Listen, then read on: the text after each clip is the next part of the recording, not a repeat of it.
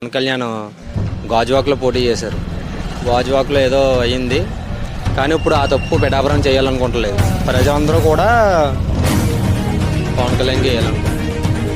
ప్రతి ఒక్కరి నోటిని కూడా ఇంకా పవన్ కళ్యాణ్ అనేసి అంటున్నారండి. ఎక్కడ చూసినా మేము ఎక్కడికి వెళ్ళినా, ఏ షాప్కి వెళ్ళినా, ఒకవేళ మార్కెట్కి వెళ్ళినా, ఏ కొట్టు దగ్గరికి వెళ్ళినా సరే పవన్ కళ్యాణ్ గారి కోసమే చెప్పుకుంటున్నారండి.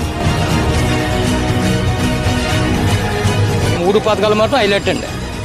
ఉన్న పథకాలన్నీ వేస్ట్ అండి. ముగ్గురు ఏకబాబు ఒకరు కొడతామంటే ఏంటి చెప్పండి మీరు. వాడికి పని అడతాం ఉంటే అతనోడికండి సింగల్ పోతారు. ఒకరిని కలిసి ముగ్గురు కొడతామంటే ఏంటి? ఆడ చేతగానే మంచోడు చెప్పండి మీరు.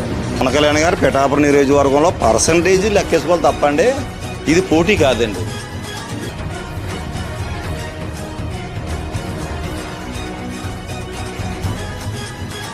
ఏమండి ఆ వైసీపీ పార్టీ వాళ్ళతో ఏమాటన్నా గొడవ లేకపోతే కేసులు ఎక్కించడం